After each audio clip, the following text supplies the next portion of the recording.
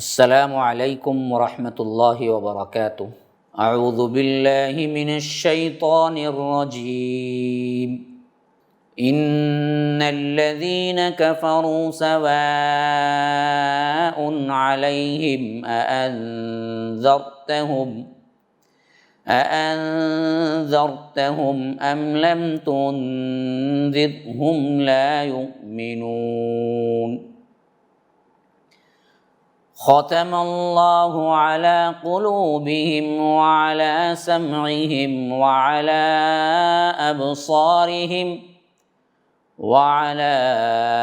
ابصارہم غشاوۃ ولہم عذاب عظیم۔ ومن الناس من يقول آمنا بالله وباليوم الآخر وما هم بمؤمنين يخادعون الله والذين آمنوا وما يخدعون إلا أنفسهم وما يشعرون في قلوبهم مرض فزادهم الله مرضا ولهم عذاب أليم بما كانوا يكذبون۔ وَإِذَا قِيلَ لَهُمْ لَا تُفْسِدُوا فِي الْأَرْضِ قَالُوا إِنَّمَا نَحْنُ مُصْلِحُونَ أَلَا إِنَّهُمْ هُمُ الْمُفْسِدُونَ وَلَكِنْ لَا يَشْعُرُونَ۔ وَإِذَا قِيلَ لَهُمْ آمِنُوا كَمَا آمَنَ النَّاسُ قَالُوا أَنُؤْمِنُ كَمَا آمَنَ السُّفَهَاءُ أَلَا إِنَّهُمْ هُمُ السُّفَهَاءُ وَلَكِنْ لَا يَعْلَمُونَ۔ برادران اسلام، واجب الاحترام بزرگوں، دوستوں، عزیز ساتھیوں، لائق احترام ماؤں اور بہنوں، گزشتہ کے ایپیسوڈ میں تفسیر کے جو دروس چل رہے ہیں، اس میں ہم نے سورہ بقرہ کے 5 آیات اور اس کا خلاصہ آپ کے سامنے میں نے رکھا۔ اب اس کے بعد میں نے آپ کے سامنے جو آیتیں تلاوت کی ہیں، اس میں رب العالمین جو ارشاد فرماتا ہے، اس کا ایک سلیس ترجمہ میں سب سے پہلے آپ کے سامنے رکھ دیتا ہوں۔ فرمایا ان الذین کفروا، بے شک جو لوگ انکار کیا، کفر کیا، سواء علیہم، اے اللہ کے رسول صلی اللہ علیہ وسلم آپ ان کو ڈرائیں یا نہ ڈرائیں برابر ہے۔ سواء علیہم اانذرتہم ام لم تنذرہم، سوا کا مطلب برابری کا ہے۔ فرمایا کہ آپ ان کو ڈرائیں یا نہ ڈرائیں، اانذرتہم ام لم تنذرہم سواء علیہم، یہ مطلب ہے آپ ان کو ڈرائیں یا نہ ڈرائیں، دونوں ان کے لیے برابر ہے۔ گویا کہ یہ مردہ ہیں، پتھر ہیں، ان پر کوئی اثر ہوتا ہی نہیں۔ لا یؤمنون، یہ ایمان لانے والے نہیں ہیں۔ پھر فرمایا کہ ختم اللہ علی قلوبہم، کہ اللہ نے ان کے دلوں پر مہر لگا دی ہے، سیل کر دیا ہے۔ اب کوئی چیز سیل کر دی جاتی ہے تو نہ کوئی چیز اس سے باہر نکلتی ہے نہ اندر جاتی ہے۔ تو فرمایا کہ ان کے قلوب پر، قلب یہ واحد ہے، اس کی جمع ہے قلوب، اور قلب کہتے ہیں دل کو۔ ختم اللہ علی قلوبہم، ان کے دلوں پر ہم نے کیا کیا؟ مہر لگا دی۔ وعلی سمعہم، ان کی سماعت پر، سننے کی قوت پر مہر لگا دی۔ وعلی ابصارہم، ان کے دیکھنے کی قوت پر مہر لگا دی۔ کان ہے لیکن سننے والے نہیں ہیں، آنکھ ہے مگر دیکھنے والے نہیں ہیں، غشاوہ، پردہ ڈال دیا ہے ان پر۔ وَلَهُمْ، اب ان کے لیے کیا ہے؟ عذاب عظیم، بہت بڑا عذاب ہے۔ اب یہ دو آیات کس پس منظر میں بیان ہوئی ہیں یہ سمجھ لیجئے، پھر اس کے بعد میں اگلی آیتوں کا خلاصہ کروں گا۔ سورہ بقرہ کے شروع کے جو 5 آیات آپ کے سامنے رکھی گئی تھی، یہ تھے صفات المؤمنین، جن کے ہاتھوں میں قرآن دیا جا رہا تھا وہ کون اور کیسے ہونے چاہیے۔ اس واسطے سب سے پہلے وہ چیپٹر رکھ دیا گیا، کیونکہ آپ سب کو معلوم ہے ترتیب نزولی الگ ہے، ترتیب مصحف الگ ہے۔ نزول کے اعتبار سے تو سورہ علق، پھر اس کے بعد کیا ہیں؟ مکی صورتیں، لیکن قرآن جو اللہ کے رسول نے ہمیں دیا اس کی ابتدا تو کیا ہے؟ مدنی صورت سے ہو رہی ہے۔ سورہ فاتحہ کے بعد بقرہ جو کہ مدنی ہے، مکے میں نہیں نازل ہوئی۔ تو یہ ترتیب کیوں الٹ دی گئی یا کیوں ترتیب بدلی گئی؟ تو یاد رکھیے اس میں ایک بہت بڑا کیا ہے؟ حکمت کا عمل ہے، وہ یہ کہ اب قرآن جو جس کے لیے دیا جا رہا تھا وہ قوم وہ تھی جو ایمان لا چکے تھے، تو سب سے پہلے ان کے صفات پر مشتمل خلاصہ دے دیا گیا کہ یہ مومنین ہیں۔ اب ہر ایک کوئی کیا ہے؟ اپنی جانچ کرنا ہے، ٹیسٹ کرنا ہے، جیسے آپ اپنے باڈی کا چیک اپ کراتے ہیں جا کر، اس طرح اگر تم ایمان کا چیک اپ کرانا ہے تو ان 5 آیتوں کو دیکھ لو، اس میں سے کہاں ہے تم۔ یہ پرفیکٹ ہے تو تمہارا ایمان بھی پرفیکٹ ہے، اس میں خلل ہے پھر تو سمجھو کہ پھر تو ایمان میں بھی خلل ہے۔ ہر کوئی ناپ لے، ہر کوئی جانچ لے، بس یہ پہلا خاکہ دے دیا گیا۔ اب دوسرا، یہ 2 آیات جو ہیں جن کو ابھی میں نے پڑھ کے ترجمہ کیا تھا، یہ 2 آیات وہ 2 آیات ہیں جو کہ کٹر ترین ضدی کافر ہیں۔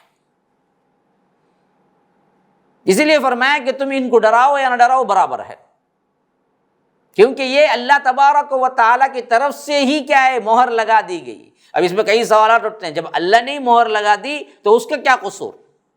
تو یاد رکھیے اس بات کو اچھی طرح سمجھ لینا چاہیے۔ پہلی چیز یہ سمجھ لیجئے، یہاں اللہ کے رسول صلی اللہ علیہ وسلم سے یہ کیوں فرمایا گیا کہ آپ انہیں ڈرائیں یا نہ ڈرائیں؟ لا یؤمنون، وہ ایمان لانے والے نہیں ہیں، اس واسطے کہ رسول کے اپنے اندر کے جو جذبات ہیں وہ جذبات اپنی امت کے لیے ایک باپ سے بھی بڑھ کر ہوتے تھے، تو اللہ کے رسول صلی اللہ علیہ وسلم ان کے ایمان نہیں لانے کی فکر میں اتنے غمگین ہو جاتے تھے، اتنے غمگین ہو جاتے تھے جس کا کوئی اندازہ نہیں ہو سکتا۔ یہ رب کے لیے بہت بڑا، یوں سمجھیے کہ اللہ کے رسول صلی اللہ علیہ وسلم کو لیے جو پیار تھا تو رب نے اس کو تنبیہاً کہا کئی جگہ، فَلَعَلَّكَ بَاخِعٌ نَفْسَكَ أَلَّا يَكُونُوا مُؤْمِنِينَ، اللہ کے رسول شاید آپ اپنے آپ کو ہلاک کر لیں گے، یہ لوگ ایمان نہیں لاتے سوچ سوچ کر۔ آپ اتنی فکر کیوں کرتے ہیں؟ آپ ان کو کہیے، کہہ دینا آپ کی ذمہ داری ہے، منوا کے چھوڑنا یا دراصل کیا ہے ان کے لیے اتنی فکر کرنا۔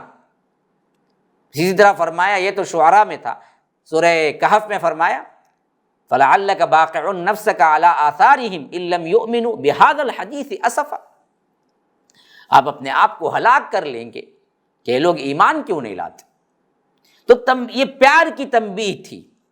اور ابن عباس رضی اللہ عنہما کہتے ہیں کہ اس آیت کی تفسیر میں کہ اللہ کے رسول صلی اللہ علیہ وسلم چاہتے تھے کہ تمام لوگ اسلام قبول کر لیں، تمام لوگ اللہ تبارک و تعالیٰ کے مومن بن جائیں، تاکہ یہ لوگ کوئی بھی اس میں سے جہنم نہ جائے، جنت چلے جائے۔ اللہ تبارک و تعالیٰ نے فرمایا کہ ایسا ممکن نہیں ہے، تمام کے تمام نہیں لا سکتے۔ تو آپ دراصل کیا ہیں؟ مومنین کی اور انسانوں کی ہمدردی میں آپ یہ سوچتے ہیں، لیکن یہ ممکن نہیں ہے۔ اور دوسری بات یہاں پر یہ بتایا گیا کہ بعض وہ لوگ ہو جاتے ہیں جو پتھروں کی طرح ہوتے ہیں کہ ان پر ہدایت یا ان پر الفاظ یا ان پر جذبات کام ہی نہیں کرتے، ان کی پر سچائی کام ہی نہیں کرتے، ایسے لوگوں کو آپ ہدایت دے نہیں سکتے۔ اس واسطے آپ ان کو ڈرائیں یا نہ ڈرائیں، یہ ایمان والے نہیں ہیں، ایمان لانے والے نہیں ہیں، آپ ان کے گناہوں کا یا ان پر ایمان نہیں لاتے ہیں نا، اس کا احساس اپنے دل پہ نہ رکھ لیں، آپ پر کوئی ذمہ داری نہیں، گویا کہ یہاں ڈھارس ہے ایک طرح سے۔ اور یہ بھی بتا دیا گیا ہے کہ یہ دراصل جو ہوا ہے یہ اس واسطے کہ اللہ نے خود ان پر مہر لگا دی، ان کے قلوب پر، ان کی سماعت پر، ان کی بصارت پر، ان کے دل پر، ان کے سننے پر، ان کی کیا ہے دیکھنے پر۔ اب ایک سوال ہو سکتا ہے کہ اللہ نے کیوں لگا دی؟ یاد رکھیے اللہ دوسری جگہ تشریحاً فرماتا ہے ہم انہی کو لگاتے ہیں جو اس کے مستحق ہوتے ہیں۔ تو اللہ تبارک و تعالی نے فرمایا کہ اللہ تبارک و تعالی گمراہ نہیں کرتا، وہی جو گمراہی چاہتے ہیں انہی کو گمراہ کرتا ہے۔ جو پہلے سے ماننے والے نہیں ہیں، جن کے دلوں کے اندر ہدایت لینے کا مواد ہی نہیں ہے، مادہ ہی نہیں ہے، اللہ تبارک و تعالی انہی کو گمراہ کرتا ہے، انہی پہ کیا ہے مہر لگاتا ہے۔ بعض لوگوں نے اس پر بڑے عمیق تعویلات کر دیا اور کہہ دیا کہ اللہ کیوں لگائے گا، اس واسطے اس کا معنی یہ نہیں ہے، وہ نہیں ہے، فلاں نہیں ہے۔ تو یاد رکھیے ان تمام معنوں کے لحاظ سے غلط تشریحات کرنے کی کوئی ضرورت نہیں۔ اللہ تبارک و تعالی صاف کہتا ہے کہ اللہ تبارک و تعالی کذاب پر، جھوٹوں پر اور ان لوگوں پر مہر لگاتا ہے جو کہ اس کو حاصل کرنے کے اندر ان کے اندر قوت ہی نہیں ہوتی، وہ تھے ہی ازل سے اڈرم، ازل سے ضد پر۔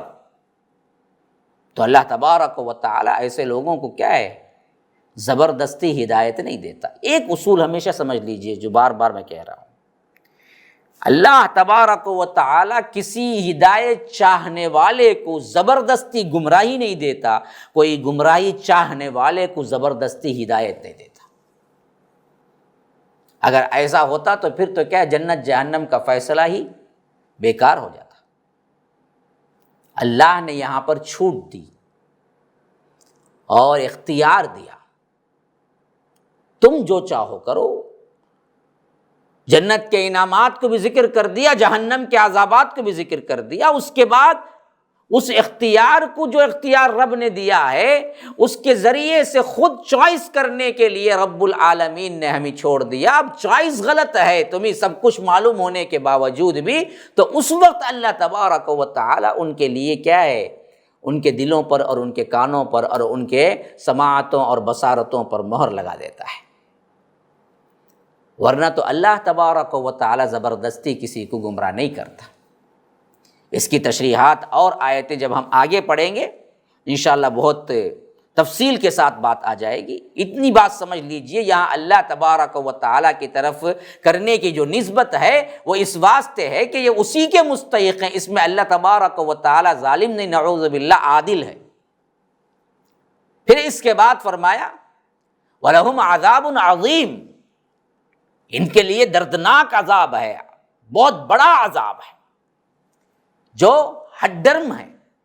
اب دیکھیے نا جی، ایک وہ ہیں جو مکے سے بھی کئی میل دور صرف وہاں کے چلنے والے، وہاں سے گزرنے والے مسافروں سے سنتے ہیں کہ ایک نبی آیا ہے جو یہ کہتا ہے اس کی یہ دعوتیں ہیں، تو پریشان ہو کے اپنے بھائی کو بھیجتے ہیں۔ جب بھائی سے بھی مطمئن نہیں ہوتے تو خود چل کے آتے ہیں ابو ذر غفاری، اور اللہ تبارک و تعالی ان کے دل میں پہلے ہی ہدایت ڈال چکا ہوتا ہے، اور وہ آتے ہیں اللہ کے رسول صلی اللہ علیہ وسلم پر ایمان لاتے ہیں۔ ایمان لانے کے بعد خاموش بھی نہیں رہتے بلکہ منع کرنے کے باوجود بھی اعلان کعبۃ اللہ میں کھڑے ہو کے قرآن پڑھتے ہیں، جس کی وجہ سے انہیں کیا ہے مار مار کے ان کا چہرہ بگاڑ دیا جاتا ہے۔ ابھی ایک طرف بالکل بازو پڑوسی، اللہ کے رسول کو بچپن سے دیکھنے والا، حتیٰ کہ کیا ہے اللہ کے رسول صلی اللہ علیہ وسلم کا رشتہ دار ابو لہب ہے، ہدایت نہیں، ہڈ ڈرمی آڑے آڑی ہوئی ہے۔ تو یہ چیز جو بتلا رہی ہے، ایک کہیں دور کا مسافر وہ آیا اور یہاں کے شمع ایمان سے اپنے آپ کو بھی تر و تازہ کر کے منور کر کے گیا، اور ادھر کیا ہے، بالکل پاس میں ہے اور پوری زندگی دیکھا ہے، ایمان نہیں۔ تو یہی وہ لوگ ہیں ہڈرم، جو کہ سب کچھ جانتے ہوئے ماننے کے لیے تیار نہیں ہیں۔ تو ایسوں کو اللہ تبارک و تعالی زبردستی ہدایت نہیں دیا کرتا، جس کی تعبیر قرآن نے یہ کی ہے کہ ہم نے لگا دی ہیں ان کے دلوں پر مہر، اور ان کی سماعتوں پر اور ان کی بصارتوں پر، ان کے لیے دردناک عذاب ہے، ان کے لیے بہت بڑا عذاب ہے، وَلَهُمْ عَذَابٌ عَظِيمٌ، بہت بڑا عذاب ہے۔ امام ابن کثیر رحمہ اللہ فرماتے ہیں کہ اس سورت کے ابتدا کے 5 آیات اور یہ 2 آیات 2 قسم کی الگ الگ کیٹیگریوں پر مشتمل ہے۔ ایک مومنین کی صفات بیان کر دی گئی پہلے کہ یہ دراصل آپ کے حوالے کیا جا رہا ہے، آپ کی ذمہ داری اس کو پھیلانا ہے، اور آپ کون ہیں دیکھ لیجئے، یا ایسے ہی ہونا چاہیے، اگر اس میں رد و بدل ہے تو آپ سدھر جائیں۔ یہ پورا خلاصہ مومنین کا سامنے رکھ دیا گیا اور مفلحین کا، اور یہی لوگ ہیں جو فلاح پانے والے ہیں۔ پھر اس کے بعد 2 آیات وہ آ گئی جو کہ کٹر ترین کافر ہیں، ان کے بارے میں بتا دیا گیا ان کے صفات کیا ہیں، ان کا حال کیا ہوتا ہے، وہ کیسے قرآن کی آیتوں کے ساتھ سلوک کرتے ہیں۔ ہڈرمی اصل میں آڑے آئی، تکبر آڑے آیا ہوا ہوتا ہے۔ ہاں، ان سے جب کہا جاتا ہے کہ اللہ ایک کو مان لو تو اللہ کہتا ہے یستکبرون، یہ نہیں کہ ان کو بات سمجھ نہیں آتی، ان کا تکبر آڑے آ جاتا ہے، اور اس واسطے وہ کہتے ہیں کہ ہم نہیں مانتے۔ آج بھی بہت سے ایسے نام نہاد مسلمان ہیں جو واقعتاً جب قرآن اور حدیث پیش کی جاتی ہے تو ان کی بات سمجھ آتی ہے، لیکن ان کا تکبر آڑے آ جاتا ہے، نہیں مانتے۔ ہم کیوں مانیں؟ یہ ایسے لوگ جن کو کیا ہے، آپ ہزاروں احادیث سنا دیں، ہزاروں آیتیں سنا دیں، پھر بھی وہی کہتے ہیں کہ تمہیں تو کیا ہے جی بخاری کا بخار چڑھ گیا ہے، ہم تو اپنی پیر کی بات مانیں گے۔ تو کہیں یہ کیٹیگری میں تو نہیں آئے گئے؟ ڈرنا چاہیے ایسے لوگوں کو۔ کتنا بڑا انسان کیوں نہ، کتنا بڑا عالم کیوں نہ، کتنا بڑا معاملہ کیوں نہ ہو، اگر قرآن کی آیت اور حدیث کی دلیل کے ساتھ بات کر رہا ہے اور بتا رہا ہے کہ دیکھو یہاں آپ کی غلطی ہوئی ہے، تو یاد رکھو مومن کا ایک کام یہی ہے کہ وہ سر تسلیم خم کر لے اور کہے کہ ہاں بھائی غلطی ہو گئی۔ اکڑ تکبر، یہ دراصل اصل معاملہ تھا ان لوگوں کا، ابو لہب ابو جہل کا، جس کی وجہ سے ایمان نہیں لائے۔ تو یہ ایمان نہیں لانے پر دلوں کی مہر اور سماعتوں اور بصارتوں کی مہر بھی اس واسطے لگتی ہے کہ یہ ضد اور ہڈرمی میں آتے ہیں، تب کہیں جا کے یہ انجام کو پہنچتے ہیں۔ اسی واسطے اللہ تعالیٰ تکبر سے بچائے، بڑائی سے بچائے۔ انسان کتنا بھی بڑا نیک صالح کو کبھی بھی غلطی ہو سکتی ہے، انسان ہے نا، یہ بشر ہے، فرشتہ تھوڑی ہے۔ تو اس مضمون کو رب العالمین نے 2 آیتوں میں بیان کر دیا۔ اب اس کے بعد وہ آیتیں آ رہی ہیں جو تیسری کیٹیگری کے ہیں، اور ان کو سمجھنا تھوڑا سا مشکل تھا، تو اس کی تفصیل میں اللہ تبارک و تعالی نے تقریباً 18 آیات کے قریب نازل فرمائی، یہاں سے لے کر اور بعد کے 30 آیت نمبر 30 تک یہی مضمون چلتا ہے۔ یہ کون لوگ ہیں؟ پہلے نے اللہ تبارک و تعالی نے یہاں کا نام نہیں لیا تاکہ صفات سے پہچان لو، پھر اس کے بعد باقاعدہ نام بھی آ جائے گا۔ فرمایا کہ وَمِنَ النَّاسِ مَن يَقُولُ، لوگوں میں سے کچھ ایسے بھی ہیں جو کہتے ہیں، کیا کہتے ہیں؟ آمنا باللہ وبالیوم الآخر، ہم ایمان لائے اللہ پر اور آخرت پر، اور اللہ کہتا ہے وَمَا هُم بِمُؤْمِنِينَ، یہ ہرگز ایمان لانے والے نہیں۔ اب اس آیت کو اچھی طرح سمجھ لیجیے۔ ایک طرف وہ لوگ ہیں جن کو رب خود کہتا ہے کہ وہ دراصل ان کا اپنا قول کیا ہے، وہ کہتے ہیں کہ آمنا باللہ وبالیوم الآخر، کہ ہم ایمان لائے اللہ پر اور آخرت پر، یہ ان کا اپنا قول ہے۔ لیکن رب کا اسٹیٹمنٹ کیا ہے؟ وما ہم بمؤمنین، ایمان والے نہیں ہیں۔ مطلب کیا ہے؟ اب میں پوچھتا ہوں کہ ان کا یہ قول غلط ہے؟ قول کے لحاظ سے تو صحیح ہے نا جی، آمنا باللہ وبالیوم الآخر، کوئی شخص کہتا ہے کہ ہم اللہ پر ایمان لائے اور آخرت پر ایمان لائے، تو آخرت پر بھی اللہ پر بھی ایمان لانے کی دعوت تو قرآن میں موجود ہے، یہی تو اصل دعوت ہے۔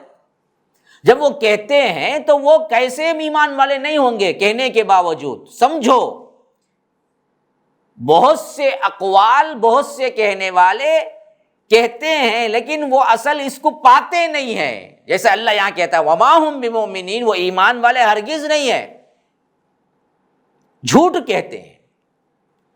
کیسے جھوٹ کہتے ہیں؟ وہ تو سچ ہی تو کہے تھے، آمنا باللہ وبالیوم الآخر، جھوٹ کیسے ہو گیا؟ غلط بات نہیں ہے نا، جھوٹ کیسے ہو گیا؟ کہتے تو تھے، عمل نہیں تھا۔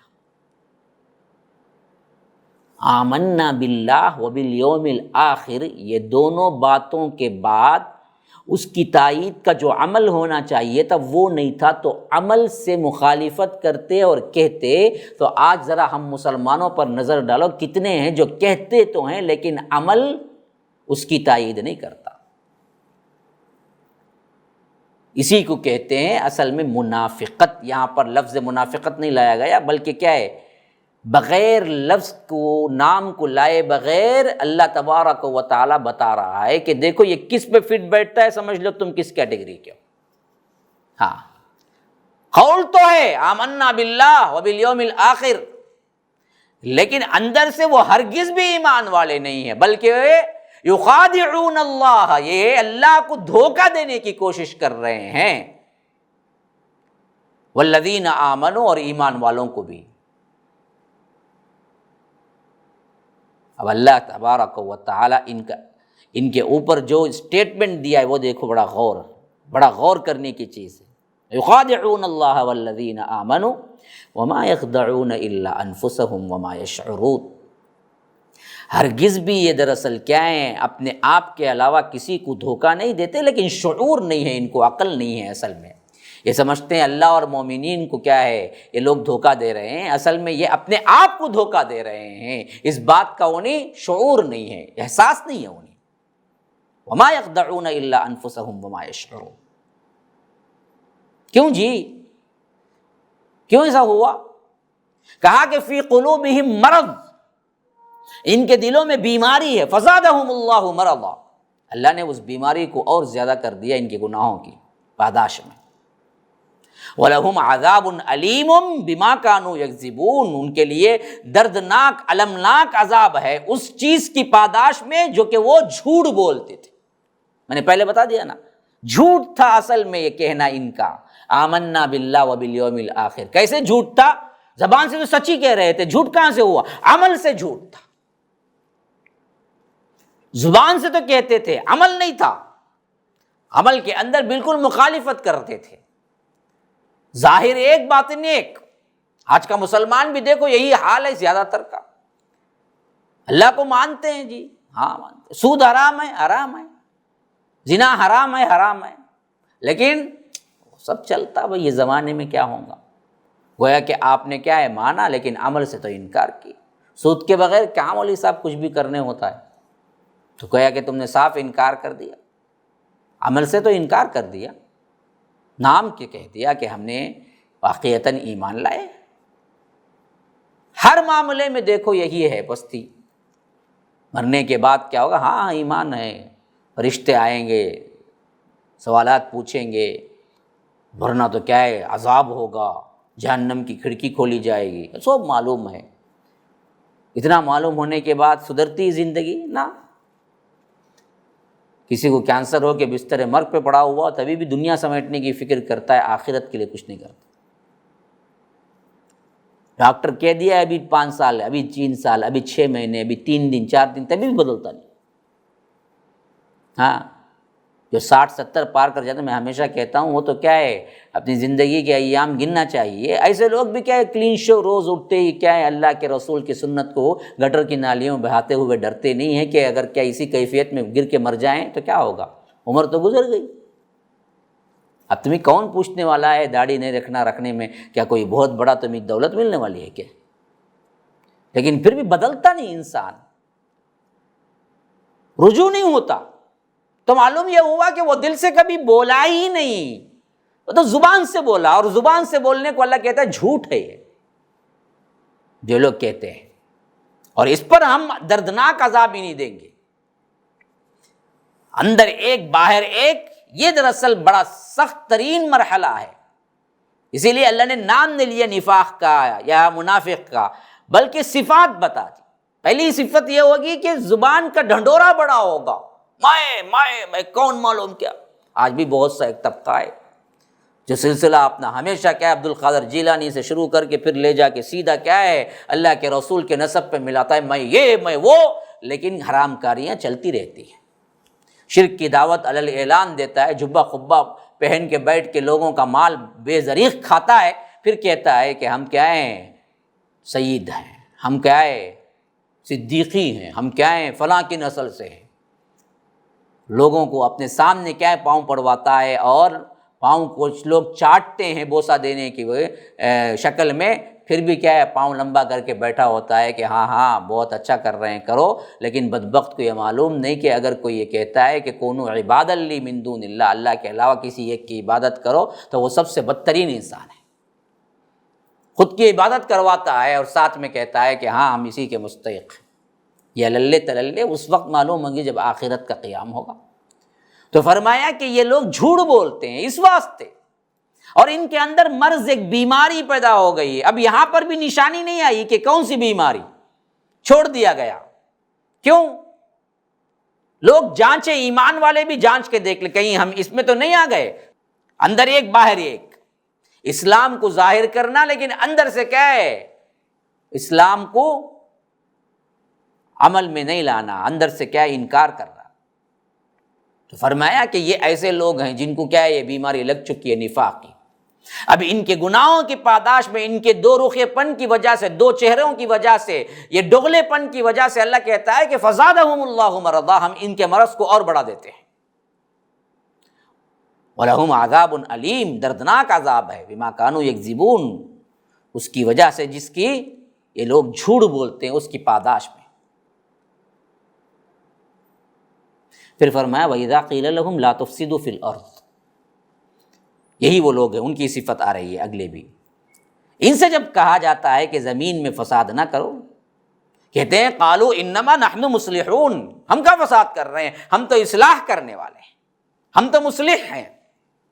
اللہ کہتا ہے الا، آگاہ ہو جاؤ، خبردار، انہم ہم المفسدون، بے شک یہی لوگ ہیں مفسد، ولکن لا یشعرون، لیکن یہ لوگ سمجھتے نہیں ہیں، شعور نہیں کرتے۔